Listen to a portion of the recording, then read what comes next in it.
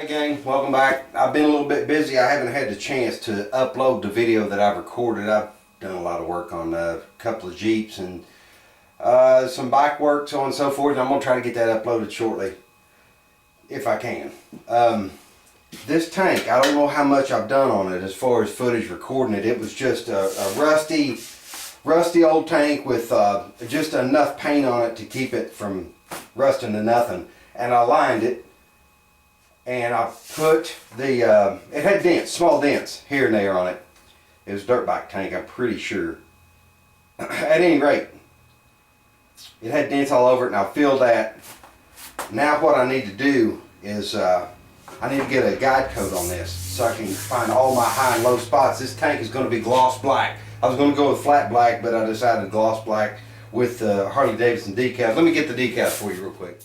Alright, let's get these decals out of here. And I'm going with the old Harley Davidson SS series bikes. That kind of a decal. I ordered these online at Repops.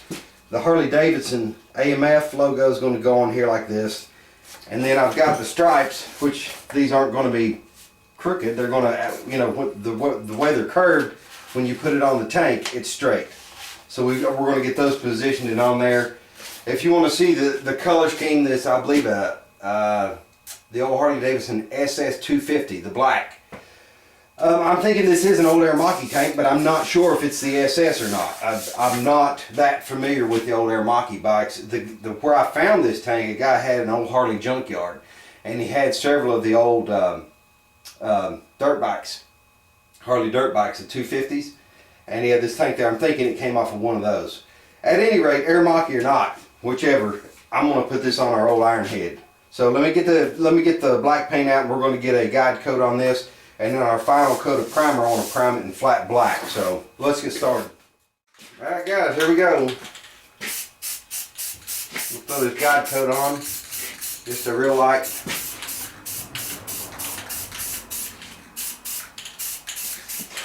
That is going to show us our highs and lows and all the work I still need to do on this. I think I got it, I'm pretty good with it where it's at. But I do see a few imperfections, and I guess where there's smoke, there's fire. I was waiting on my guide coat to dry, and I need a little something to do, so I decided to work on, I've got an electrical problem. I'm not sure if it's the switch on this intruder or the solenoid. I started here and put new connectors on these wires that go to the solenoid, because when I hit the solenoid, all I get is a fuel pump. I don't know if I've got a ground problem or what. Anyway, let's get back to the guide coat. Alright, again, you can see with the guide, I haven't sanded this side yet. That's just raw guide coat. On this side, you can see where the low spots are popping up. Not too many of them, but right here, I've got some. I'm not sure if I don't know if I'm getting in the camera view or not. I've got some low spots just here and there. But that's what guide coat's for, you know. It shows up all the imperfections, and this tank has to be straight. It's got to be straight because it's gloss black. It's going to be a gloss black high gloss, and I want to get a chemical resistant clear on top of it, obviously, so that gasoline doesn't affect the paint job. Anyway, I'm going to carry on with this, and I'm going to try to find out what's wrong with this solenoid, or what's wrong with this intruder. Not sure if it's a solenoid, if it's a bad spot in the starter, ground problem, or what. I don't know, but we got to figure it out. And we'll press forward. You see, the tank is pretty straight. It was just small little dents. You see, low spot here and here, and a couple here. No big deal. Once I get those repaired, like I say, we're going to be ready for primer and then paint.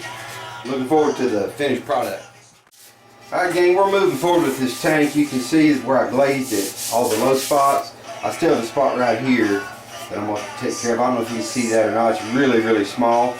And I haven't sanded this back in yet where I glazed it, but we're working on it. It's getting there. I think it's going to make a really, really nice tank for the bike. Yeah, you can make it different, you know. Certainly not your average everyday old Ironhead. Alright gang, I'm going to wrap it up for today. The issue with the intruder here is not resolved. The new connections did not help. I hadn't started it in a while, so I shorted across the top of the solenoid. And that got, you know, at least I got to run the bike a bit. It hadn't been run for a while. I know the starter's good. That just leaves me with the, you know, whether it's the switch or the solenoid. But I'm going to have to test those, and we'll figure that out. I was just sanding on this humongous dent in the tank. I'm going to try to get the cap off here, which is no problem to get the cap off it. What I'm going to try to do after I get the cap off the tank is just to pop the dent out. Don't know if I can do it or not. I'm not sure if I have the appropriate tool for it to get to it. Anyway, that would be the desired approach, is to pop it out instead of pull it out and then braze a hole up. At any rate, the tank, it's just about paint ready, so I'm going to sand that. Yeah, I'm going to get some black, you know, some primer for it. Black primer, because I'm painting the tank gloss black with the decals. Anyway, I'm going to wrap it up for today. Thanks for tuning in, guys.